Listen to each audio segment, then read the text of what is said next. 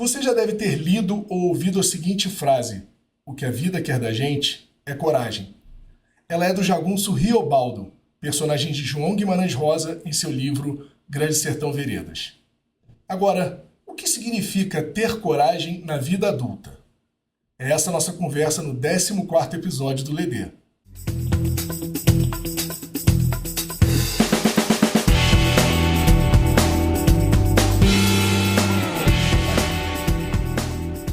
Olá, seja bem-vindo a mais esse episódio de Leve Desespero. Eu sou Simone Vilas Boas, sou Tá rindo, né, psicóloga, Simone? tô rindo que a vida tá Aham. boa. Sou uma mulher branca, tô aqui hoje com uma blusa vinhozinho, meu cabelo mais branco do que nunca, cheio de boleto para pagar. E você, com quem? E eu também tenho os boletos aí, estão chegando. Não param, nunca. Não para. Bom dia, boa tarde, boa noite. Olá a todas e todos. Me chamo Carlos Alexandre Monteiro. Sou um homem branco, de cabelos grisalhos, de pele menos bronzeada. Essa semana eu não pude, né, piscina, praia, nada disso. Estou com uma camiseta salmão com uma arte do grande Keith Haring. Keith Haring, um grande ativista, não só da cultura urbana, mas sobretudo de causas como, né, a prevenção e a conscientização acerca do HIV. Ele foi uma voz muito importante nos anos 80 e tem um pouco a ver com o que a gente vai falar. Tem Mas antes de tudo. falar, o que a gente tem que pedir? O que a gente tem que pedir? Por favor, segue, dê 5 estrelinhas no seu tocador de podcast favorito, divulga pros amigos, né? Vamos quebrar o algoritmo aí, vamos Curte o espalhar a episódio, palavra. Curte o curte o episódio, episódio, segue a gente no YouTube. comenta. Isso, Então, isso tudo bora ajuda o vídeo aí, a ir para frente. bora. E hoje nós vamos para frente Preciso. com o tema. O Vamos lá. tema. O tema. Você quer fazer o abre ou eu? Aqui é tudo Não, ao vivo, gente. Você não, quer tá bora. comigo, né? Você Então vamos embora. faz. Gente, de onde é que vem a palavra coragem? Você sabe, Simone, de onde vem a palavra coragem? Descobri agora com você aqui me dizendo o que que é. É, eu também não sabia, não. Vou dizer para vocês, né? Porque coragem é um termo que todo mundo usa, todo mundo sabe muito bem. Mas a etimologia, a origem da palavra eu não sabia. E lá fui eu buscar e descobri que ela vem do latim coraticum, que significa a bravura que vem de um coração. Olha que legal. Porque o cor de coragem, né, ele é justamente de cordis. Cordis em latim, coração. Então, coragem é a bravura que vem de um coração. O tema do programa de hoje é ter coragem. E para começar a falar de coragem, a gente vai abrir de uma forma meio inusitada, porque a gente vai falar de uma pessoa. Essa pessoa se chama Milton Cunha. O Milton Cunha, que hoje é quase uma unanimidade, já há muito transcendeu o universo do carnaval, que foi onde ele, né, inicialmente se destacou, é um cara que, enfim, gostado por todas e todos, basta aparecer, ou então aquela inconfundível voz maravilhoso, elegantérrimo, vem aquela voz do Milton Cunha, né, muito peculiar, que todo mundo para prestar atenção no que ele tem a dizer, né, na performance dele, porque ele é para se ver, para se ouvir, para se curtir. É um cara muito inteligente, um cara divertidíssimo, adorado, uma bagagem de vida, de carreira incrível, é cenógrafo, é psicólogo, é carnavalesco, é mestre e doutor em letras e é um baita de um apresentador. Agora cursa, inclusive, cursa agora um pós-doutorado, um segundo pós-doutorado. E, cara, oficializou-se recentemente comunicador. É um baita de um apresentador, é um baita de um entrevistador, né, na área dele, é incrível. Ele é, enfim, Milton Cunha. E recentemente a gente tem visto aí algumas entrevistas, alguns relatos, depoimentos dele, falando da sua história de vida. Falei que tinha bagagem, mas a história de vida do Milton não foi fácil. Ele foi renegado pelos pais desde a infância por causa de sua homossexualidade. Ele saiu do Pará, terra dele, para vir realizar o seu sonho no Rio. O que é o sonho dele? De ser quem ele sempre foi. De ser quem ele sempre foi. E nessas entrevistas, o que fica muito claro ao vê-lo falar de sua vida? A coragem que fica clara.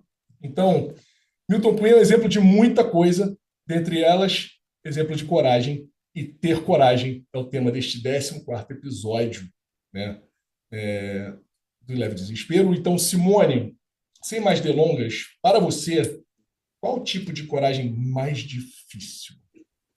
Eu não sei nem como começar a responder essa pergunta, mas eu vou tentar. Porque coragem é difícil. Se lançar o novo é difícil. Seja se tornar autêntico, seja como você descreve Milton Cunha, que é tornar quem se é, não vestir uma persona, não fingir ser outras pessoas, simplesmente ir para esse mundo sendo quem se é, sendo mais fiel à própria história, ao próprio contexto. Isso requer muita coragem, principalmente numa sociedade que exige demais que certos comportamentos, certas formas de ser no mundo que engessam, né? Não posso ser, não posso performar essa pessoa, não posso atuar quem eu sou. E por outro Uhum. lado, existe uma coragem que é do outro, né, que cobra do outro, que é justamente se encaixar nesse lugar, né? Tipo, se eu vou para um ambiente que exija uma certa performance de mim, uma certa entrega, não posso demonstrar minhas emoções, não posso ser quem eu sou. Então existem essas coragens diferentes de primeiro quem eu sou, descobrir quem se é já é um outro perrengue. A gente pode falar em outro momento. Mas a partir do momento que se descobre, se aceita e se vai para esse mundo sendo quem é, com o corpo que tem, com o desejo, né, que se tem, é necessária muito coragem, porque nem sempre o outro está disposto a aceitar quem eu sou. E eu acho que isso um pouco, essa história que você traz de Milton Cunha me toca nesse sentido, né? De ele foi para realizar um sonho, mas ele foi para ser quem é. Isso é tão. Isso é inspirador nesse sentido. Uhum. Tipo, quem eu sou e como é que eu posso ser diferente nesse mundo? Requer isso. Mas o que que você acha? O que que é para coragem? O que que é difícil para você, por exemplo? Eu anotei aqui o que você disse, que estava indo muito ao encontro do que eu penso também, né? De convencer-se de quem você é, e nem que você tenha que desafiar as normas, o mundo, o entorno, que foi exatamente o que o Milton fez, né? Mas eu queria falar uma coisa que acabou, que você acho que há de concordar comigo. Você, para se descobrir, que é um ato de coragem, tem outro ato de coragem inicial, que é você olhar para você. Olhar para você. Você só descobre algo se você olhar para algo, se você entender algo. E você olhar para dentro de si é um perrengue muito grande, porque você não consegue, você pode mentir para si, mas você não consegue efetivamente sustentar a mentira. Você pode mentir por um tempinho, né? Ah, eu sou isso, eu sou aquilo, mas cara, no fim das contas você vai cair em si e você vai chegar à verdade, né? E por que a gente fala do mentir para si mesmo? Porque muitas vezes a gente tem que olhar para o todo. E quando a gente fala para a gente só quer esconder o que é feio. A gente só quer esconder o que a gente acha horroroso, a gente acha hediondo, né? Aquilo que a gente não quer revelar, né? Qual o oposto de descobrir, né? É esconder. Então, descobrir e o sinônimo é revelar, né? Descobrir pode, um dos sinônimos de descobrir é revelar. Mas para você revelar, você precisa olhar para si. E a gente tem um medo muito grande de olhar para a gente, pelo que a gente vai encontrar, pelo que a gente vai encontrar. E depois, tá bom, o que que eu faço com isso que eu encontrei? Eu acho que esses são os principais problemas, né, que a gente tem ao pensar em coragem e ao viver coragem ou covardia, né? Que a gente vive também covardia. Né? Vamos pegar um pouquinho do gancho, que eu acho que tudo é relativizável, porque a vida é assim. A vida não é preto no branco, ela é 500 tons. É uma paleta de cores muito rica. Então, a gente tem momentos de coragem e a gente tem momentos de covardia. Todo mundo. Acho que é da natureza humana isso. Mas eu acho que muitos dos problemas nós resolveríamos se a gente tivesse a sinceridade e a atitude de olhar para quem a gente é, tentar se entender, tentar sabe, se descobrir. A gente adora olhar para o que o outro é. A gente adora, a gente adora opinar, a gente adora sentenciar. Mas o movimento de fazer isso consigo, no silêncio, no quarto, no espelho, no banho, na sessão de terapia. Então, essa coisa de você olhar para, sei lá, dando uma volta na lagoa, tomando um mergulho, dando um mergulho no mar, esses são momentos que a gente pode olhar para a gente, mas a gente relutantemente diz não, muitas das vezes, né? Relutantemente diz sim e, e insistentemente diz não. Então, eu acho que essa é a principal coragem.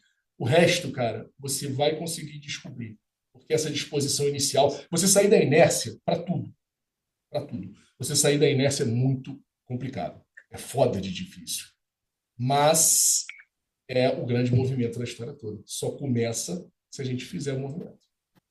Mas a partir da onde que eu vou fazer o movimento, né? Da onde que eu vou fazer alguma coisa diferente? Você toca um ponto muito importante que é olhar também para o que se julga feio dentro de si.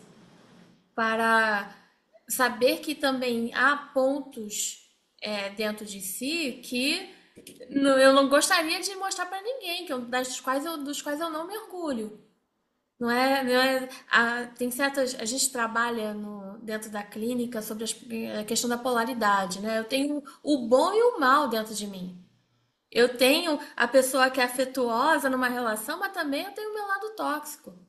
Como é Uhum. que eu vou acessar esse meu lado tóxico? Como é que eu vou ter coragem de olhar para como eu posso, como eu posso estar nas minhas relações fazendo mal às outras pessoas, de poder fazer Uhum. alguma coisa diferente? Fazer esse movimento, assumir que eu tenho um lado que é bem feio, assumir que eu posso fazer algo a respeito disso, para poder fazer diferente mesmo, para poder crescer. Uhum. Uhum. Vou E, parafrasear Caetano, hein? Oi, lá vem, lá vem.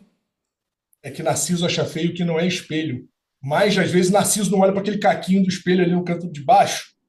Narciso só fala de espelho e acha bonito o que está olhando ali na frente, né? Que é o que ele quer Exatamente. mostrar. Mas o Exa- espelho tem sempre um caquinho, tem sempre um descascado, tem sempre um arranhado e a gente vira a cara para ele. Exatamente. Eu acho que tem um ponto aqui muito sensível quando você toca, né, inclusive na história de se assumir, por exemplo. E a gente tem falado aqui, né, por nos bastidores sobre sair do armário. É um episódio que vem lá na frente, aqui no podcast.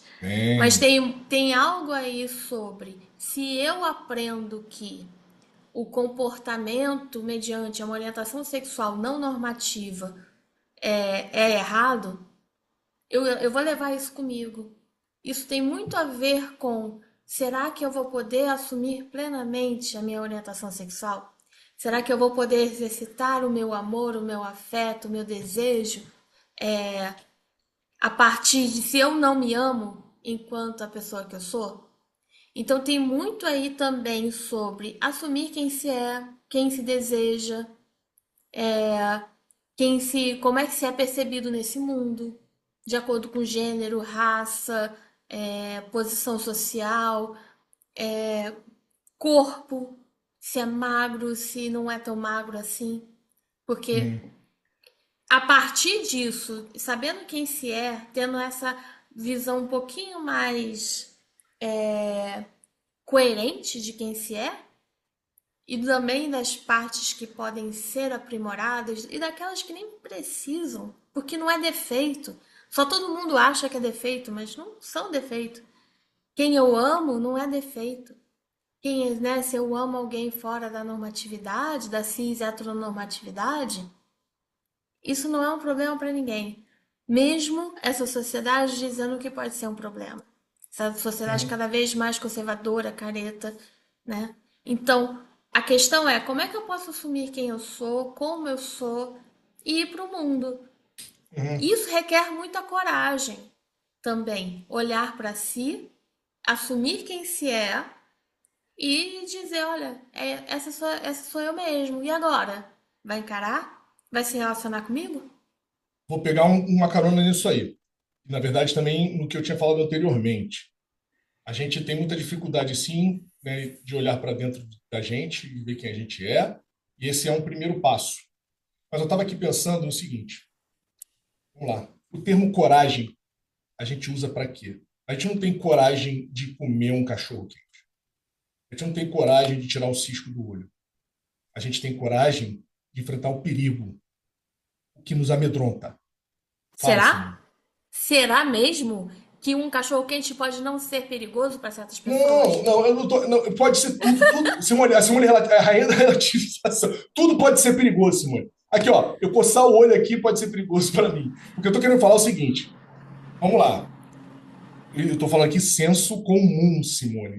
Não, Lato senso. eu tô falando até de senso comum, porque eu vou contar uma experiência aqui. Esses Peraí, então que dias eu vou eu. anotar que eu sou TDAH, senão quando voltar não vai ter fio da meada nenhum que me ponha. Ó, Pode ir falando. esses dias eu fui ao centro da cidade, eu sou míope, eu não enxergo. Só que eu, às vezes, eu E deixo não meu tem óculos. coragem de usar óculos. Não tenho coragem de usar óculos, porque meu óculos Puta tá merda. meio embaçado Pô, aqui. uhum.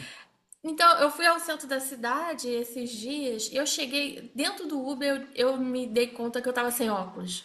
Eu falei, não dá. O que eu preciso fazer hoje não dá. Vou aproveitar e comprar lente de contato. Entrei numa lojinha, numa ótica, falei, moça, tem uma lente de contato, né, 3.0 aí pra mim? Ela pegou, me deu, paguei no cartão de crédito e falei, eu vou botar a lente aqui mesmo. E eu peguei, né, meti o dedo, enfiei no olho, para espanto geral das pessoas. É. Assusta, isso aí Porque assusta. assusta, né? Do tipo, enfiar o dedo no olho é muito assustador. Eu fiz isso no A- meio de uma loja, mas tipo, passei o álcool gel e tal, abri, pã. Você Mas lembra da tipo, primeira vez no oftalmo que você botou uma lente? O cagaço que nossa, foi? nossa, mas isso A aí, consulta que você aprende a usar lente, gente, é uma consulta que o oftalmo tem uma paciência, o oftalmo tem que ter uma paciência imensa, porque você fica pensando que o seu olho é muito mais frágil do que verdadeiramente ele é. Então você fica. uhum. Aí é com trocadilhos e sem trocadilhos. Você fica cheio de dedos para mexer no raio do olho, para botar o raio da lente. Mas Pois aí todo é, mundo fez um ó quando você não botou. é? Pois é, porque todo mundo de tipo, existe aí algo sobre enfiar dedo no olho.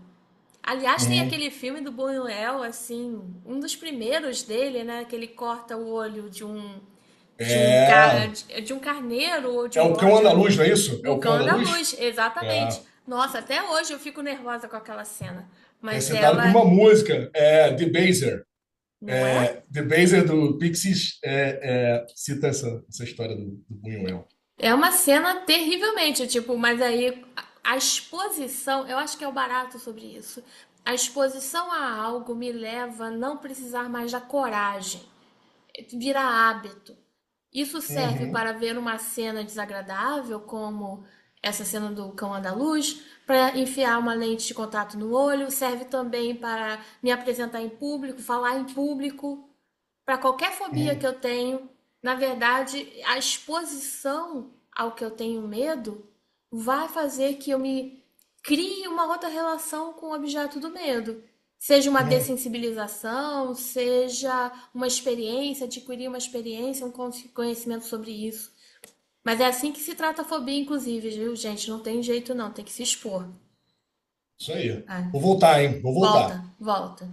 Medo, coragem a gente tem quando a gente tem uma situação que nos causa incômodo, é um obstáculo. Um Uhum, obstáculo de qual sorte for. O que acontece? A gente tem medo de olhar pra gente. Por quê? Porque não é um hábito. E por que não é um hábito? Porque nós somos educados a não olhar para nós mesmos. Né? O que é natural, geralmente as coisas que são mais naturais na nossa vida, andar. A gente faz isso desde que começa a andar, de um ano e pouquinho, uhum, né? Comer, fazer xixi, essas coisas todas que são, né, atividades básicas da existência animal, a gente está desde sempre fazendo.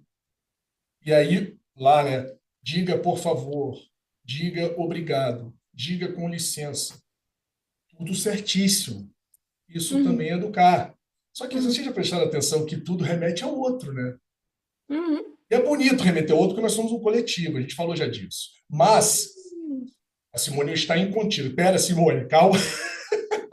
O que acontece é o seguinte: a gente não tem essa questão de ser educado para olhar para a gente. a gente está tão preocupado com o outro, e a nossa educação ela é tão preocupada com o outro, não que não deva ser, porque o outro importa e muito, mas o quanto a gente está olhando para nós mesmos e somos educados a olhar para nós mesmos, né?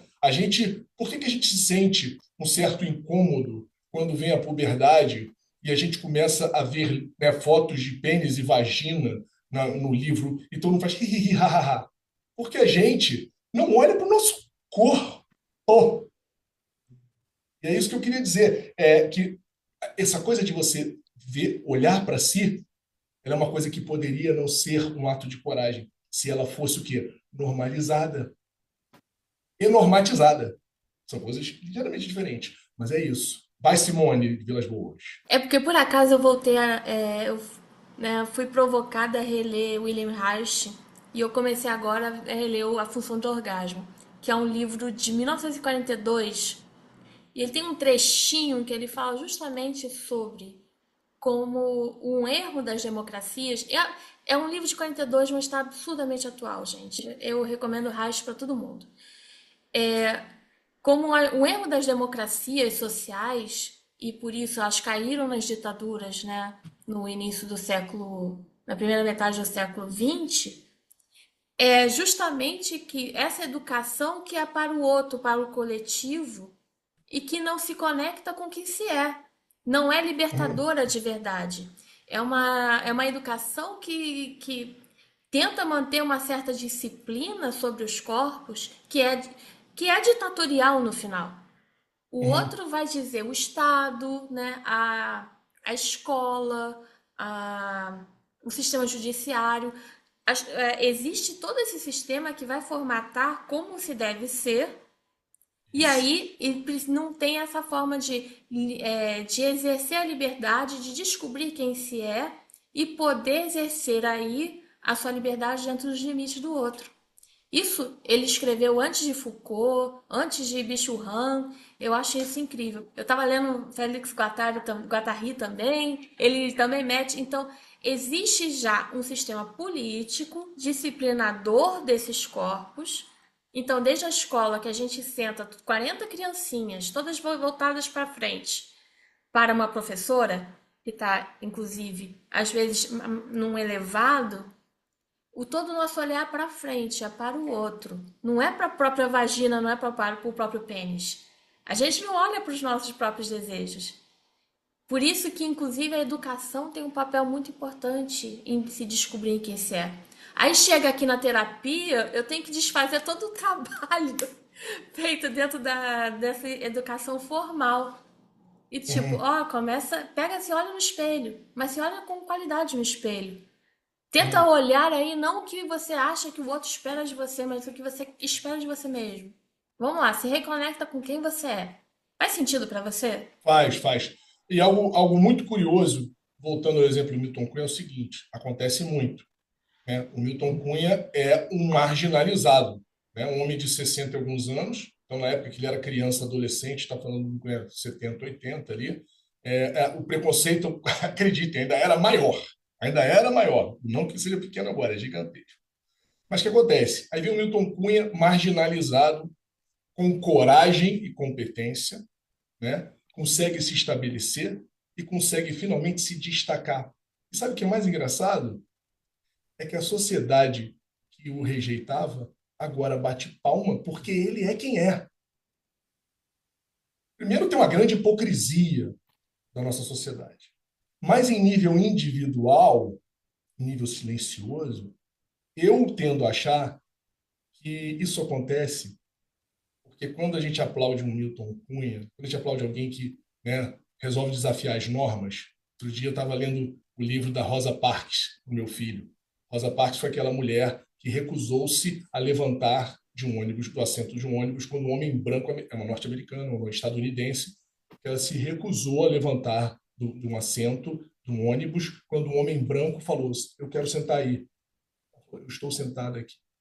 E aquilo ali desencadeou um grande, né, dentro já do movimento, já de tantos homens, né, como o Martin Luther King, né, que é a maior referência, aquilo desencadeou uma grande revolução, uma pequena grande revolução. que se tornou imensa graças a essa mulher que desafiou as normas. Então, quando a gente vê essas pessoas, essas histórias, a gente se envolve e a gente se engaja com histórias de pessoas que desafiaram a norma e conseguiram ser respeitadas pelo que elas são, em nível coletivo, existe uma hipocrisia.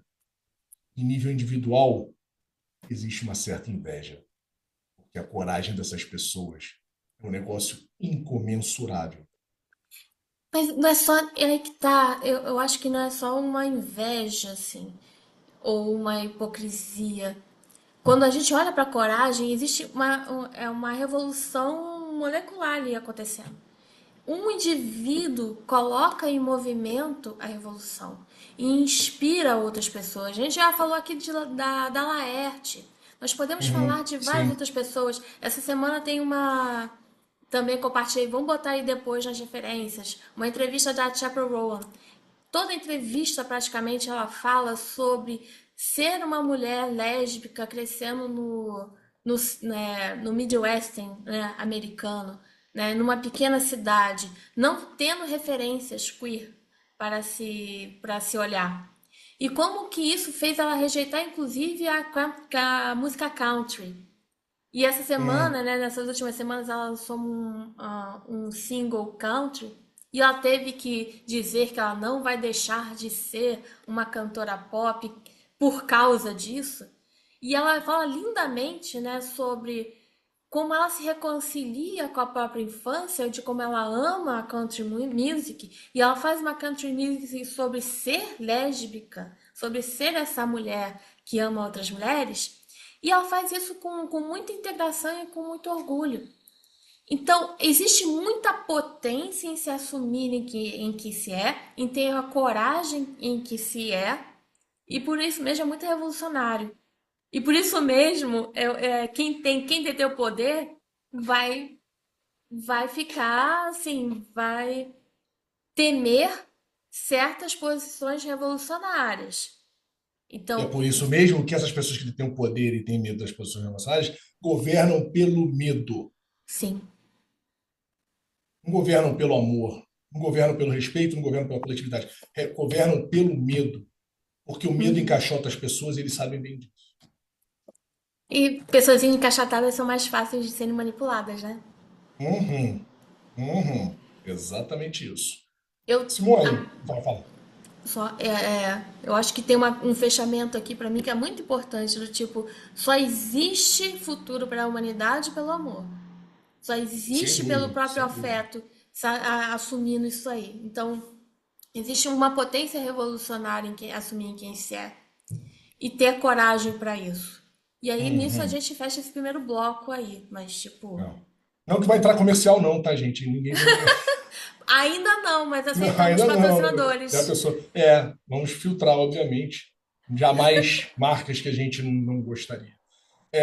O que eu ia falar é o seguinte: a gente tá falando muito do medo de aceitar quem a gente é, mas os medos são diversos, né, de diversos formatos, diversos tamanhos, diversos, enfim, manifestações. Quando eu estava escrevendo a pauta, eu veio um pensamento que é o seguinte: o medo que a gente sente de tanta coisa não está ligado à péssima prática também de a gente prestar pouca atenção naquilo que verdadeiramente importa, ou que deveria importar na nossa felicidade particular.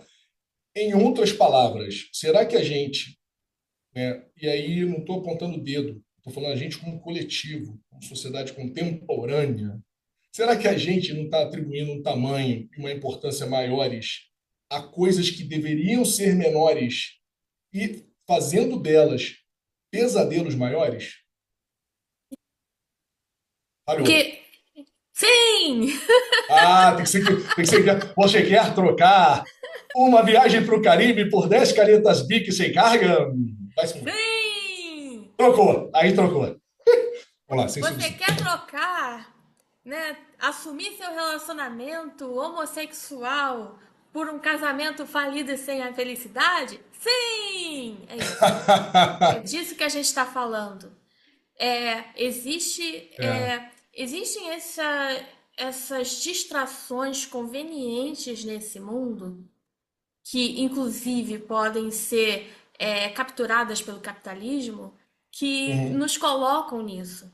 Eu estava vendo um vídeo hoje cedo também que eu compartilhei no meu perfil profissional sobre correr, sobre como a atividade física deixou de ser um ato de movimentar o corpo para ser um ato de ter um tênis que é muito caro, um óculos que é muito preciso, um relógio que vai gamificar a experiência. E de repente o ato de correr, que seria só se movimentar, vira uma atividade que custa R$ 2.000.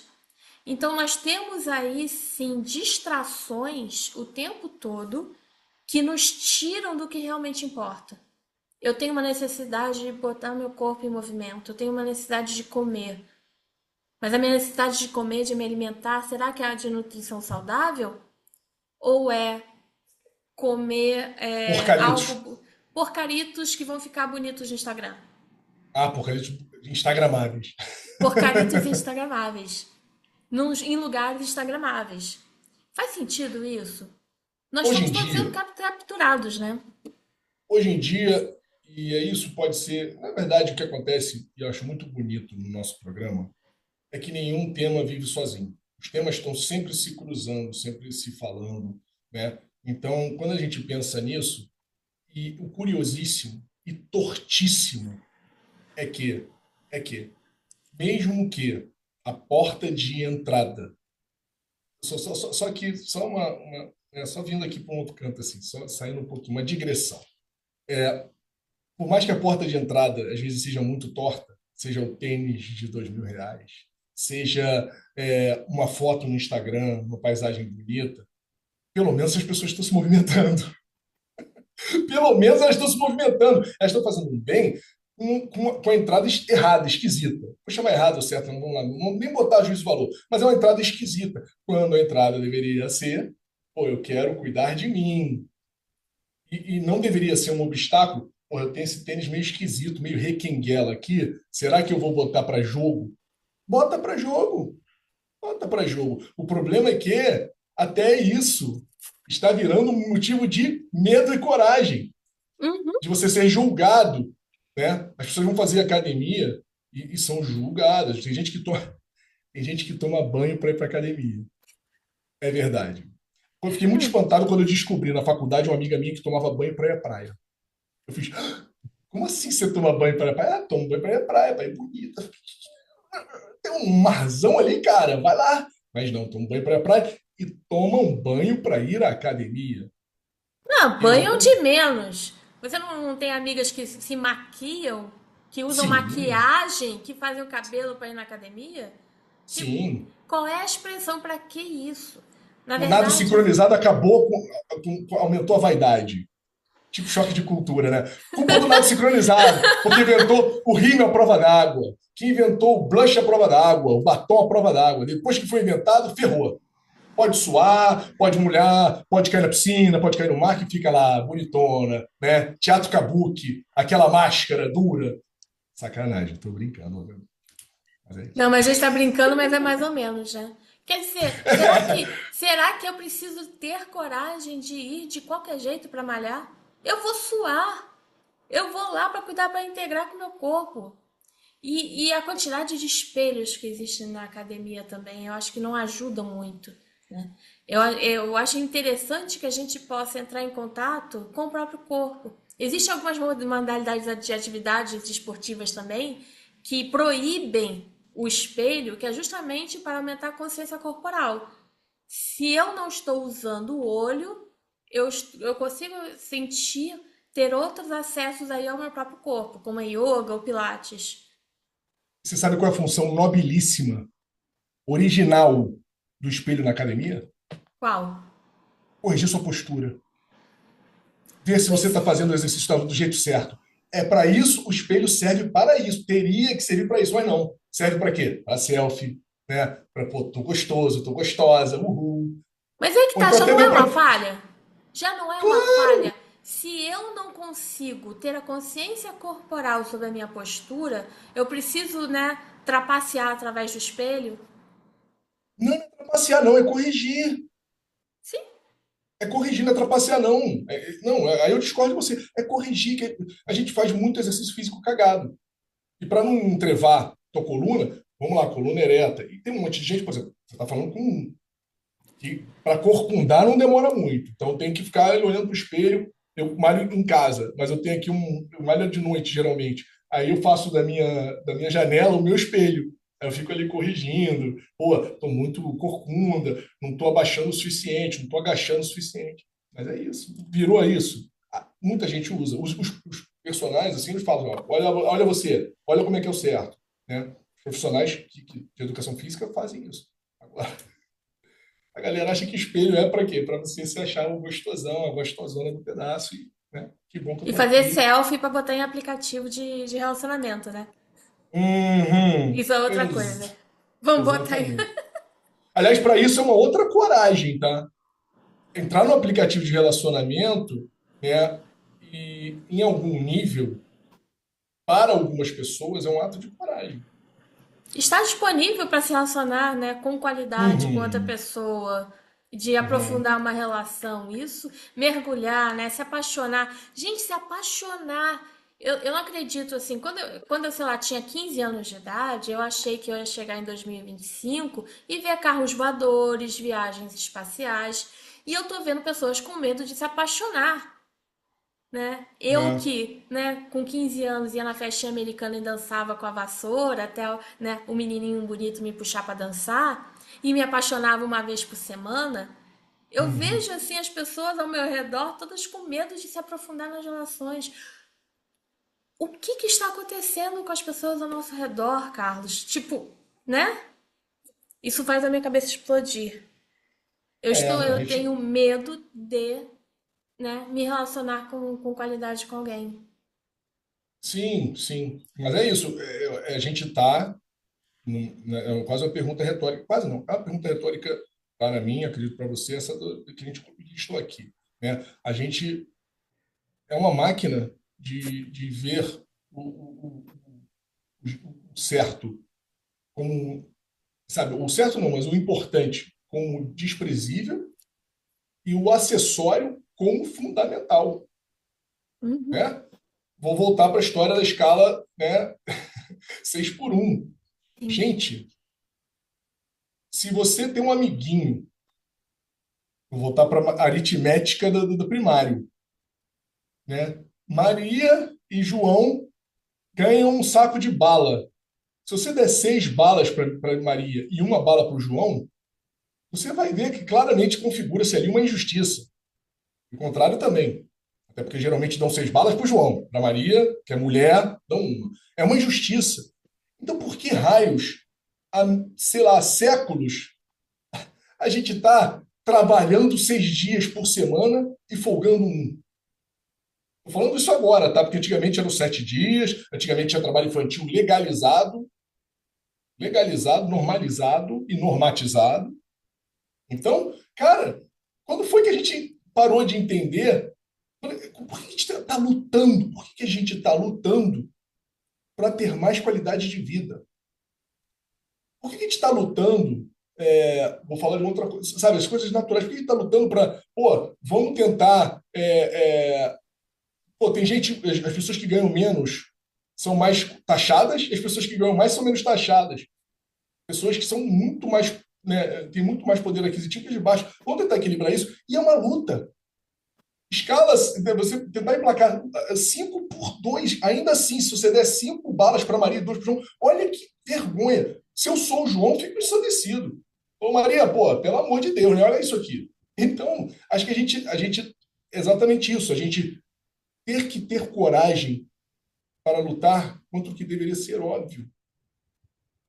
Isso aqui é muito, muito difícil e ruim. Está. Onde está o ponto do óbvio aqui?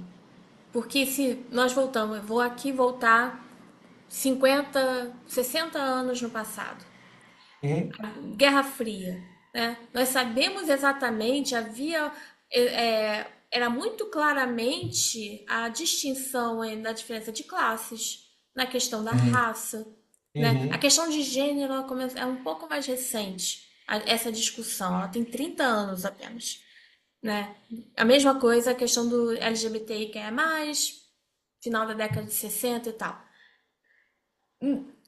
Desses anos para cá, existe um backlash, uma ofensiva que o óbvio, ele deixa de ser óbvio porque a subjetividade foi capturada. Então nós temos aí, Uhum. voltou a falar de bicho rã, que a gente falou lá no primeiro episódio. Se Quem temos é Bicho assim, Han? Quem é Bicho Han, Simone? Contextualiza para quem não viu o primeiro episódio. o filósofo sul-coreano, radicado na Alemanha, o livro dele mais famoso é o Sociedade do Cansaço. Yeah. E ele sintetiza exatamente essa concepção de captura da subjetividade, para tornarmos mais isolados uns dos outros, mais individualistas e mais empreendedores de si mesmos. Então, nós temos lá um sujeitinho, né, uma pessoinha, né, voltando ao William Reich, né, um Zé Ninguém, que diz, o Zé Ninguém fala, né? Tô dirigindo aqui pelo aplicativo e tudo bem. Eu vou rodar aqui, vou trabalhar 18 horas por dia, 7 dias na semana e tudo bem. Porque eu sou o único responsável pela minha vida. Eu não acredito mais que o coletivo vai trazer possibilidades para mim. Eu perdi a coragem de ir até o coletivo. Então, nós temos o que aconteceu: temos a desmobilização de sindicatos, né? A desvalorização de regras de trabalho que sejam mais justas. O que a gente tá Uhum. aí é um monte de gentezinha, de um monte de Zé Ninguém, fã de bilionário, defendendo bilionário, achando que E parênteses taxação. importantíssimo. Oi. Importantíssimo, quando a Simone fala Zé Ninguém, ela não está sacaneando a pessoa, não. Ela está falando, "Não, eu sou Zé Ninguém, Simone é Zé Ninguém, são Uhum, pessoas que não estão no topo. Isso é importante dizer. uhum. Desculpa, vai. Desculpa, gente, eu tô falando do livro do Zé Ninguém, do William Reich. Nossa, Ele usa a expressão. o livro se chama Escuta Zé Ninguém. De novo, é um outro livro maravilhoso dele, que é um grande desabafo sobre o ato de coragem que ele tem de, de ter ideias, de investigar questões da sexualidade dentro. E eu admiro demais o Reich, e ele foi um psicanalista expulso da Associação de Psicanalistas por ser comunista, e ele foi expulso do Partido Comunista por ser psicanalista. Ele é maravilhoso. E fora outras Coragem perseguições não que lhe ele passou. faltava. Coragem não lhe faltava. E morreu na prisão em pleno macartismo norte-americano. Enfim, Olha aí. recomendo muito. E ele falava justamente sobre isso, sobre como existe esse adoecimento de me apequenar.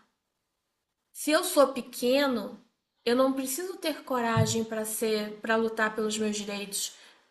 Eu não preciso lutar para ter garantias constitucionais e de trabalho, de condições melhores de trabalho, de remuneração, de previdência. Eu não preciso me coletivizar. Eu posso ficar aqui quietinho. Eu posso aceitar os meus dogmas aqui e cuidar só de mim, no máximo cuidar da minha família. Hum. Então, esse é um apequenamento em torno do ser individual. Aí o que que eu faço? Aí eu vou votar em bilionário, quem o bilionário indica, né? Eu vou delegar a minha vida a quem me escraviza. Eu não preciso ter coragem pra nada. Eu vou só tocando a Uhum. minha vida, né? É isso aí. E a gente está falando aqui de coragem, de coragem. É claro que a nossa coragem para a gente é muito mais interessante. A coragem, né, existencial. Mas, obviamente, que isso se aplica a qualquer tipo de coisa. Qualquer tipo de coisa, né? Medo, né? Crianças têm medo de escuro, de dormir sozinhas. Eu era nossa, eu sofri muito para aprender a dormir sozinho. Muito. Relato particular. Eu era aquela criança que no verão do Rio de Janeiro não era tão inclemente como o verão de agora.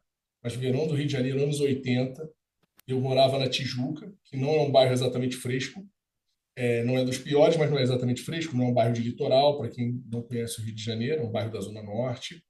E eu dormi sozinho, dormia, mas com um cobertor na cabeça. Eu tenho um grande problema que eu gosto de filme de terror, né?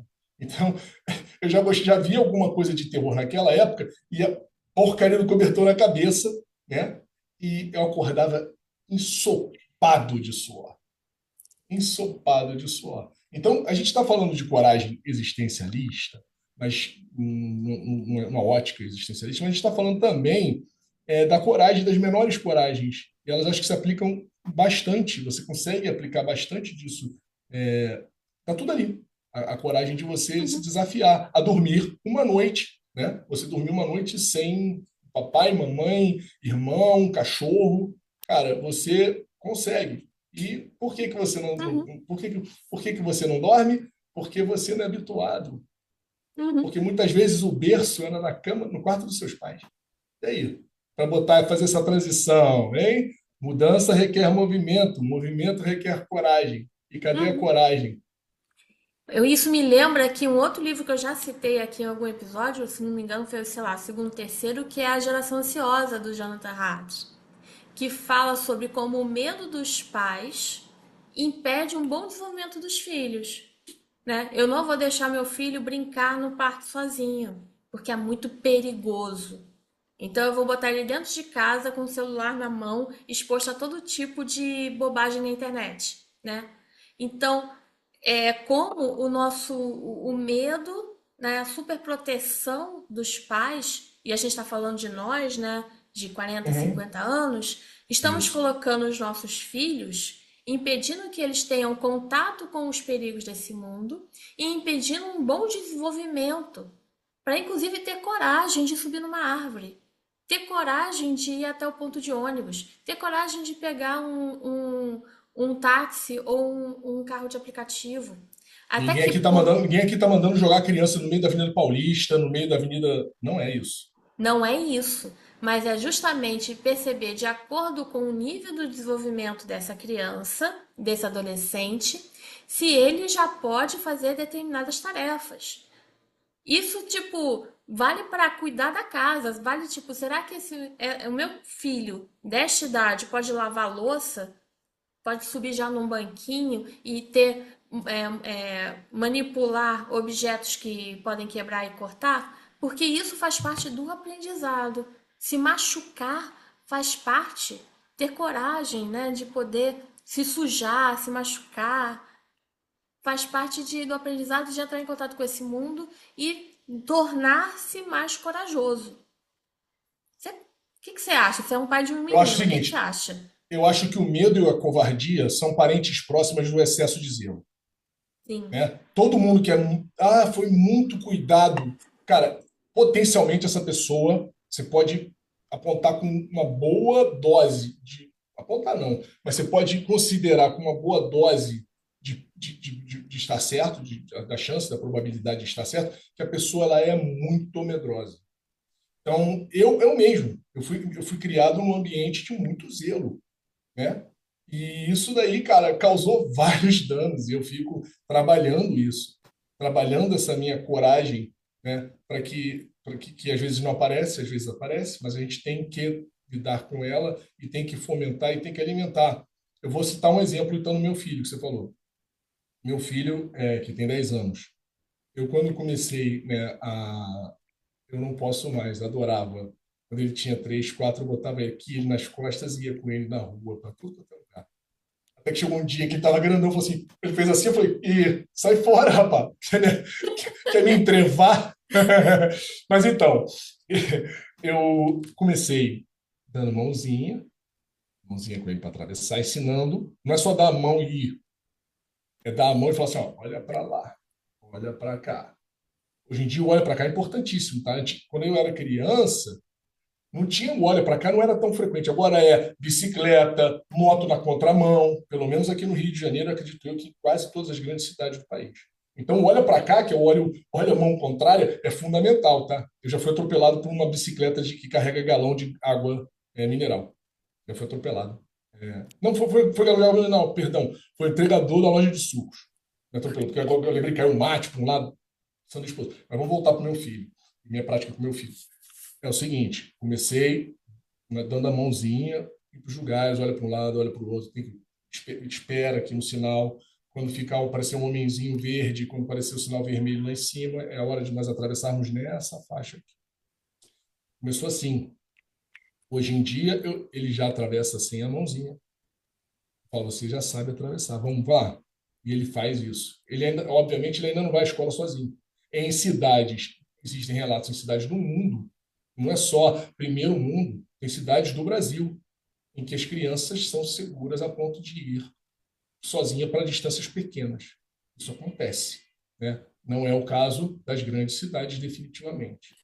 E eu faço uma coisa com ele muito legal, que é a seguinte: é uma brincadeira que eu faço de vez em quando. Eu falo assim: hoje eu sou a criança e você é o adulto. Como é que faz para ir para sua natação? Não sei. Você sabe o caminho? Você é o adulto, né? Você que é o adulto sabe o caminho. E ele tem que se virar. Tem que se virar. Se pegar a rua errado, ó, vai chegar atrasado na natação. Então, é exercício de autonomia. E a autonomia, que é oposta à dependência, autonomia requer coragem. Uhum. Sim. Autonomia requer coragem. E a dependência não é que ela requeira covardia, mas ela dispensa a coragem. A dependência dispensa a coragem. A dependência é inércia. Dependência é inércia, porque tem outra pessoa fazendo por você o que você deveria fazer. A Simone está aqui, para quem está só ouvindo, a Simone está aqui fazendo joinha. Pelo menos é assim que eu tento, não apenas educar meu filho, é assim que eu tento me educar, me reeducar. Porque eu fui uma criança super protegida, eu fui uma criança muito cagona em muita coisa. E a criança cagona de hoje é o adulto cagão de amanhã. E sim, a gente precisa enfrentar isso e precisa olhar com sinceridade, né? Sinceridade e generosidade, que não são incompatíveis, mas saber que os medos podem ser superados. Eles estão aqui. A gente nunca vai deixar de ter medo, né? Então, eu falo isso para o meu filho também, quando ele está diante de um medo, eu falo para ele, cara, o medo existe e ele não vai sumir. A grande questão é o que você faz em relação a ele? Como é que você lida com ele? Porque ele vai estar ali. Você vai se apequenar, você vai se acovardar, tremer e se encolher em posição fetal, ou você vai encará-lo e falar assim, dá licença que eu tenho que fazer aquilo ali, ó, e vai ir em frente. Como é que é a sua postura? Eu acho que é isso. Acho que a gente tem que se preparar não apenas para educar essas novas gerações a ter essa autonomia e a ter a coragem de olhar para dentro delas, ou cada um olhar para dentro de si, como também a gente fazer esse exercício, porque, assim, quanto, né, muitos de nós foram super protegidos, né? Quantos de nós? Educar é educar para independência, é educar para autonomia. Uhum. E eu sublinhando isso aqui, o medo é necessário. Se eu não tiver medo da avenida onde está passando bicicleta na contramão, eu não vou atravessar com segurança. Uhum. Então, o medo é extremamente necessário à vida. A questão é o que eu faço com esse medo. O Gente, medo, para ah, atravessar a avenida, eu preciso olhar para os dois lados.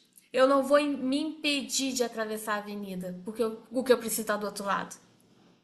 Isso é para eu tudo na vi vida. para tudo na vida. Sem sacanagem, hoje eu vi um corte no Instagram de um depoimento da Fernanda Montenegro. Eu acho que foi num dos programas de entrevista da Globo News, em que não apareceu a pergunta, mas eu tenho certeza que era uma pergunta em relação à morte. Ela é uma mulher de 95 anos, né? Já está no fim da vida, teoricamente. E ela é perguntada, acredito eu, que ela foi perguntada sobre a morte, se ela tem medo, se ela tem angústia. Ela falou exatamente que a angústia é o que move a pessoa. A frase da Fernanda foi o seguinte: se eu não tenho angústia, é mais ou menos assim, tá? Se eu não tenho angústia, é preocupante. Provavelmente eu tenho Alzheimer. O ser humano é angustiado. O ser humano Uhum. tem é apresentado né, a medos antigos e medos novos diuturnamente, 7 vezes por semana. Agora, o que a gente faz contra os medos é que é a questão. Poder olhar para a finitude da vida com coragem é extremamente potente. Sim. Se eu sei que eu vou morrer, eu valorizo o dia que eu tenho hoje. Eu vivo o dia que eu tenho hoje. Eu não morro em vida, eu não me torno uma morta-viva. É Uhum. extremamente importante, né, poder assumir também que tempo aqui é curto. Meu tempo aqui tá acabando. O que que eu vou fazer com o meu tempo? Eu Eu acho. vou. Vai, fala. Né, eu vi também esse trecho da Fernanda Montenegro e é justamente essa angústia, poder assumir que se é angustiado, poder, né, assumir tudo isso é também inspirador. Ela também, tanto ela quanto a filha, Fernanda Torres, né, nesses últimos meses tem nos inspirado a ter coragem, né, de Uhum. continuar, inclusive Eu, acreditando na arte. eu vou falar de uma outra coisa. Sim, são inspiradoras em vários camadas, em vários níveis. E falando em várias camadas e vários níveis, falando em coragem, que é o nosso tema, ter coragem, eu fiquei especialmente emocionado. Teve um show que eu fiquei especialmente emocionado por conta dessa questão de como o artista estava ali lidando com sua finitude, com a sua fragilidade, que foi o show da turnê A Última Sessão de Música do Milton Nascimento. Milton Nascimento, ele tem Alzheimer não, perdão, Parkinson. Milton Nascimento tem Parkinson, portanto, ele não está conseguindo mais tocar o violão, que encantou tanta gente por tanto tempo, né? Ele é um homem frágil, né? Ele precisa ser levado aos lugares para poder, né? Precisa de ajuda física, embora ele se exercite bem, tem vídeo né, na rede dele. Mas vejam bem, olha quanta camada de emoção, quanta camada de coragem. O nome da turnê é A Última Sessão de Música. É um nome que, à primeira vista, ele tem muita melancolia. Ele é melancólico, mas ele é ao mesmo tempo muito corajoso. É muito corajoso. Quando esse homem sobe ao palco e, com a sua fragilidade, né, e uma das coisas mais encantadoras do ser humano é que das coisas mais que demoram mais a envelhecer é a voz. A voz está lá. Ele começa cantando Maria Fumaça. É lindo, é lindo, é lindo. Porque é um ser humano fragilizado, fisicamente fragilizado. Mas a gente se dá conta de como é gigante. Ele está sendo gigante até agora, admitindo que, cara, um cara que vive, né? O cara que compõe, né? Todo artista tem de onde o povo está. O cara que faz essa música, que defendeu essa música por tanto tempo, está falando, o artista não vai mais. Ele está ciente da sua finitude. E você admitir isso para si e para o mundo, não é fácil. Você ter lá a sua fragilidade sendo exposta. É uma coisa que realmente faz a volta e faz dele gigante, ainda mais do que ele já era. E aquilo me emocionou de um jeito, porque é isso. Ele é um gigante que sabe que não tem mais muito tempo de vida, que ele sabe que ele não dá mais conta da vida de músico, que é uma vida alucinante de show, gravação, shows, turnê, viagens. E é isso. E acho que esse movimento inspirou, eu realmente acho que esse movimento inspirou vários de seus colegas da MPB, né? Caetano, Bethânia, né? É, Gilberto Gil. Gilberto Gil anunciou que a turnê Tempo Rei é a última turnê de sua vida. Então, Fernanda Montenegro. Ela acabou de falar que o filme que ela está fazendo, dirigida pelo irmão de Fernanda Torres, que é o Cláudio Torres, vai ser o último filme da sua carreira. Então, essa aposentadoria que não é aposentadoria burocrática aqui da CLT, nós lutamos pela CLT, mas eu não estou falando dessa agora, não. Eu estou falando da aposentadoria de você sentir que você está indo. É uma coragem de olhar para o fim da vida que eu não sei se eu teria. A coragem também que o Antônio Cícero, irmão da Marina, teve, né, de falar, cara, eu não quero viver sem viver. Eu não quero subsistir. Eu não quero ser uma máquina orgânica, biológica. Eu quero ter vida. E ele fez uma morte assistida num país que permite a morte assistida. Esses movimentos são movimentos de coragem, mas são tristes. Porque a tristeza, você olhar para a tristeza também é foda de difícil. Mas são movimentos muito corajosos. E é essencial poder olhar para a tristeza, porque é a partir da tristeza também que se vive. É, é, assim, é poder olhar para as emoções que não se curte tanto assim, né? Porque uma coisa é olhar assim para a alegria, né, para o divertimento, mas poder olhar também para o medo, para a tristeza requer coragem. Infelizmente, Sim, o ambiente hoje pede demais que a gente ignore a tristeza. E o quanto sim. que podemos aprender, evoluir e crescer a partir da tristeza. Então, acho que aqui Sim. a tua forma como você colocou aqui também sobre Milton Nascimento. Eu acho que a gente nem precisa hoje dar dica do que vai nos salvar Ah, hoje, vai. não é dica, não é dica. É o que me salvou. Eu quero falar. Ah, então Eu fala, preciso porque hoje sim. eu fui Você não precisa, salva não? várias vezes. Não preciso não, vai. Eu Tá fui bom, eu salva vou várias falar. vezes hoje. Então tem três coisas, olha aí. Eu tenho uma para você, uma para Manda, mim e uma extra. Eu extra, sou assim. bônus. Vou falar o seguinte: primeiro que eu vou falar eu fui ao show da Caetano Veloso e da Maria Bethânia esse fim de semana aqui no Rio de Janeiro. É, eu fui lá o ingresso foi no terceiro nível, fileira ZZ, poltrona número 712, né, os dois eram formiguinhas, eu vi muito mais pelo telão, mas mesmo assim, aquela energia, aquele encantamento de duas forças da natureza, o Caetano com uma delicadeza, o Caetano é uma pluma, é um cara delicado. A Betânia, não, Betânia é Oiá. Betânia cara, Betânia é uma força da natureza também de manifestação. Ó, sou eu aqui, inclusive deu som, não sei se você acompanhou as notícias, deu problema no som, ela sentou o esporro. Não vou fazer juízo de valor se ela fez certo ou não, mas eu estou falando da bravura, que a Betânia ela é intensa. E musicalmente, artisticamente falando, né, me emocionei em diversos momentos, é um show muito bonito, quem puder ver, vá. O segundo ponto eu sou rubro-negro, sou Flamengo de coração, de corpo e alma, e né, até depois da morte, né? Flamengo até morrer, não, até depois da morte. E o título carioca, todo o título do Flamengo me emociona, me deixa muito feliz, porque também pensar no Flamengo é pensar no meu pai que me fez Flamengo, meu pai que já faleceu há tantos anos, né? Meu avô também que já faleceu, e meu filho que hoje também acompanha a paixão do pai, é um negócio que eu entro também nessa viagem, então ver o meu Flamengo campeão em cima do rival foi extremamente gostoso.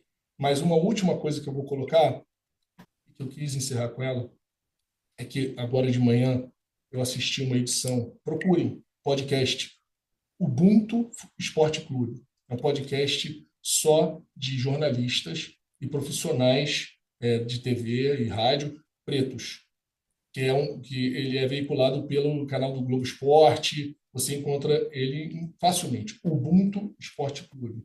E essa edição recente, que foi ao vivo, inclusive, eu não vi ao vivo, eu vi a gravação. Eles receberam a Rafaela Serafim e o Marcos Luca Valentim, eles receberam o Igor Melo. Quem foi Igor Melo? Talvez vocês não estejam ligando o nome à pessoa. Igor Melo foi o jovem que foi confundido, o jovem preto que foi confundido como um assaltante de celular e foi baleado covardemente pelas costas. Esteve à beira da morte. E ver o Igor ali falando que estava realizando um sonho, porque ele é estudante de jornalismo, ele faz jornalismo no peito e na raça. Ver o cara ali com saúde, recuperado, sabe, realizando um sonho de estar ali onde ele quer estar profissionalmente mais tarde. Como a gente fala, né, dá um quentinho no coração. A gente fala, dá um quentinho no coração. E, cara, até a Rafael falou exatamente uma coisa, eu não queria conhecer você nessa circunstância.